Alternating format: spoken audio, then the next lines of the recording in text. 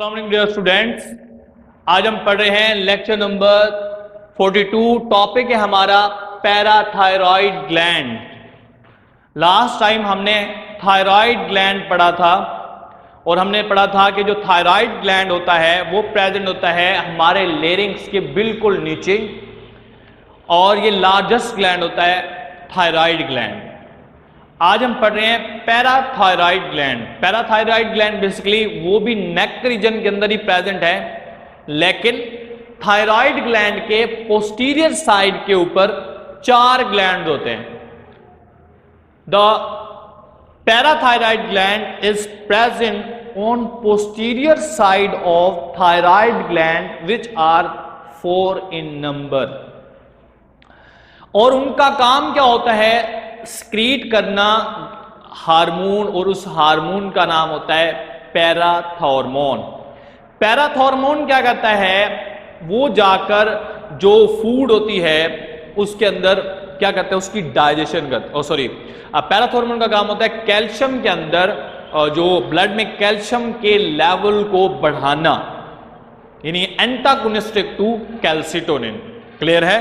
अच्छा जी, हम देख लेते हैं पैराथायरॉइड ग्लैंड। सबसे पहले इसकी डेफिनेशन करते हैं। What is parathyroid gland? These are the 4 glands situated on posterior side of the thyroid gland, produces a hormone which is called parathormone, which increase the level of calcium in blood. How? ये क्या करता है? Bone से calcium को या calcium salt को remove करवा के दोबारा ब्लड के अंदर ले आता है, ताकि ब्लड के अंदर जो कैल्शियम का लेवल है वो नॉर्मल हो जाए। और ये रिलीज कहां से होता है? Parathyroid gland. अच्छा जी, effects of the over production of parathyroid gland. अगर पैराथायरॉइड ग्लैंड की सिक्रीशन ज्यादा रिलीज हो जाए तो क्या होगा?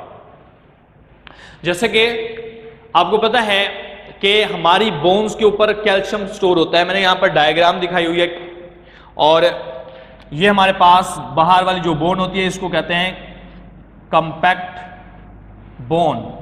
इंशाल्लाह ये अभी हम चैप्टर नंबर 4 में पढ़ेंगे। कंपैक्ट बोन जो है इसके ऊपर डेपोजिशन होती है कैल्शियम की, इसके ऊपर डेपोजिशन होती है फास्फोरस की, इसके ऊपर डेपोजिशन होती है पोटाशियम की, इसके ऊपर डेपोजिशन होती है सोडियम की। तो ये डिफरेंट डेपोजिशन होती हैं कंपैक्ट बोन के ऊपर। और पैराथॉर्मोन का काम क्या है? इस कैल्शियम को जो कि बोन के ऊपर है उठा के दोबारा किस में डाल देना? ब्लड के अंदर डाल देना। अब ब्लड के अंदर जैसे डालेगा तो ब्लड के अंदर जो कैल्शियम का लेवल है वो क्या हो जाएगा? इंक्रीज हो जाएगा। तो यही तो काम है पैराथॉर्मोन का। अच्छा जी, अब एक पॉइंट आया कि पैराथॉर्मोन ज्यादा रिलीज हो गया। अब क्या होगा? जो कैल्शियम की डेपोजिशन थी वो सारा का सारा कैल्शियम जो है वो किसके अंदर आ जाएगा? ब्लड में। और बोन्स क्या हो जाएंगी? वीक हो जाएंगी, पोरस हो जाएंगी, ब्रिटल हो जाएंगी, थोड़ा सी ठोकर लगेगी, फ्रैक्चर हो जाएगा। तो ये हमारे पास है, इसको हम क्या नाम देंगे? इसको हम कहते हैं, ये इफेक्ट है। अच्छा जी, इसको अगर हम कहें, आपने पढ़ा होगा 9th क्लास में ओस्टियोमलेशिया एंड रिकेट्स।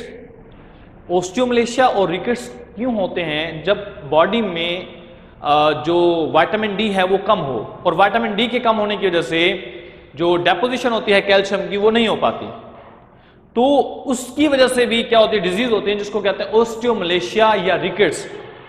अगर अडल्ट में हो तो ओस्टियोमलेशिया, और बच्चों के अंदर हो तो उसे रिकेट्स। सेम हियर, अगर पैराथायरॉइड ग्लैंड पैराथॉर्मोन ज्यादा रिलीज हो गया तो ये सारा यहां आ जाएगा, और इससे बोन्स क्या हो जाएंगी? वीक हो जाएंगी, ब्रिटल हो जाएंगी। तो क्या नाम देंगे इसको? ओस्टियोमलेशिया भी कह सकते हैं, रिकेट्स भी कह सकते हैं। ठीक हो गया जी। अब देखते हैं effects of over production of parathormone जी। When there is increased production of the parathormone more than normal, calcium salts, calcium phosphate for example, which are absorbed by bone are added to blood. कहां जाएंगे? Bone से blood में आ जाएंगे। Consequently, bones become brittle, porous, weak with with minute pressure, which go under pressure, which fracture. जी next है effects of the deficiency of parathormone. अगर हमारी body में पैराथॉर्मोन की डेफिशिएंसी हो जाए तो क्या होगा, इसको आप देख सकते हैं कि अगर ब्लड के अंदर, अब देखें पैराथॉर्मोन कम होगा तो ब्लड के अंदर जो कैल्शियम का लेवल है वो कम हो जाएगा, और अगर ब्लड में कैल्शियम का लेवल कम हो जाए तो इससे डिजीज हो जाती है जिसको हम नाम देते हैं टेटनी। टेटनी क्या है कि आयनिक इंबैलेंस की वजह से भी होती है, लैक्टिक एसिड के अक्युमुलेट होने की वजह से भी हो सकती है, या अभी हमने पढ़ा है कैल्शियम के लो लेवल, यानी कैल्शियम के लो लेवल होने की वजह से भी हो सकती है। अब क्या है, if that there is a deficiency of production of parathormone and blood calcium level falls which lead to the tetany which affect the functioning of the muscle. What is tetany? जब याद रखिए हमारी बॉडी के जो nervous system है ना उसको maintain किया जाता है कैल्शियम के जरिए, और अगर हमारी बॉडी के अंदर कैल्शियम की डेफिशिएंसी हो जाए तो इससे जो मसल्स होते हैं उनके अंदर पेन स्टार्ट हो जाता है, उसके अंदर क्या होती है एक एचिंग आ जाती है, मसल्स पेन हो जाता है, और जो नर्व इंपल्स की जनरेशन है वो एक्साइटेड हो जाती है, इसको हम नाम देते हैं टेटनी।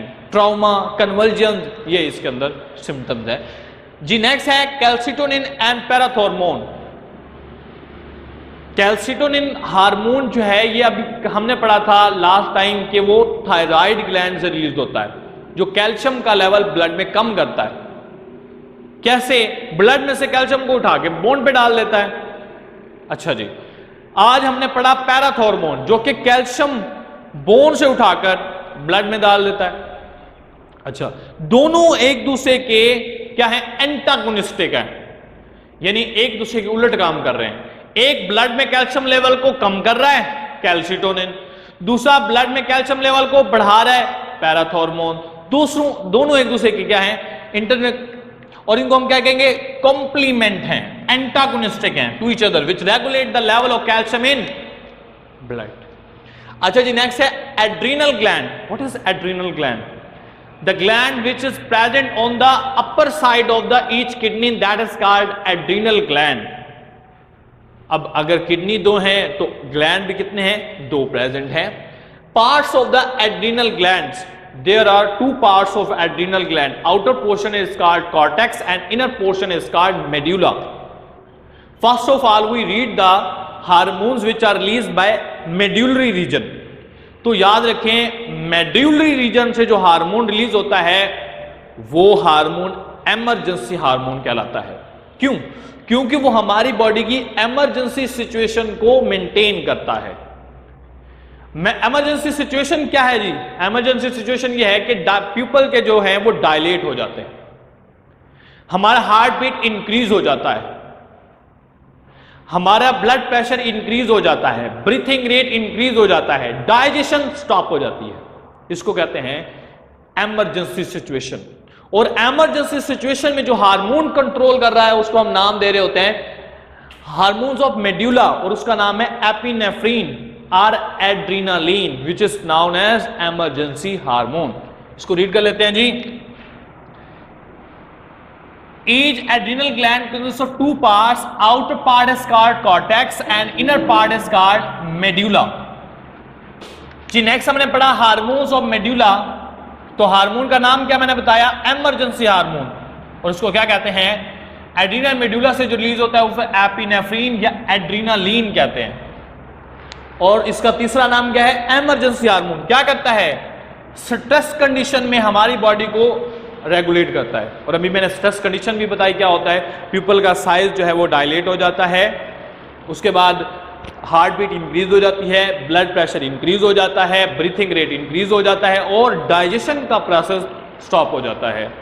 अच्छा जी, it prepares our body in emergency situation, that's why it is called emergency hormone.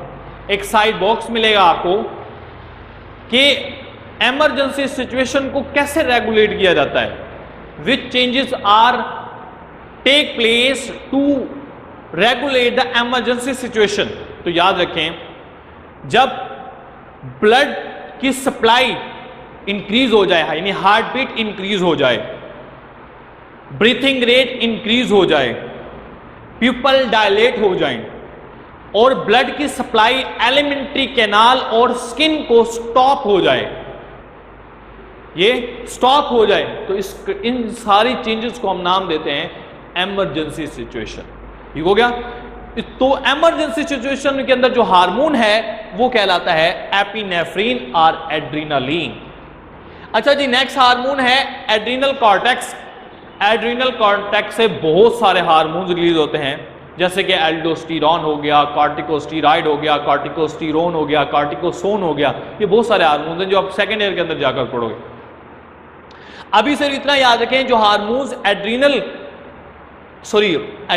Cortex से रिलीज होते हैं उनको हम कॉर्टिकोस्टेरॉइड्स कहते हैं, और इनका काम होता है हमारी बॉडी में वाटर और साल्ट्स की कंसंट्रेशन को मेंटेन करना, यानी ओस्मो रेगुलेशन का काम ये हार्मोन करता है, और उस हार्मोन का नाम क्या है? कॉर्टिकोस्टेरॉइड्स। इसको एल्डोस्टेरॉन भी कहते हैं। उसके अलावा ADH एंटी डायूरेटिक हार्मोन, वैसोप्रेसन, वो आपने पढ़ा हुआ था। तो ये आप यहाँ पर एल्डोस्टेरॉन का नाम याद रख लें एग्जाम्पल के तौर पर। ठीक हो गया। तो यहाँ पर हमारा लेक्चर एंड होता है। थैंक यू क्लास, अल्लाह हाफिज़।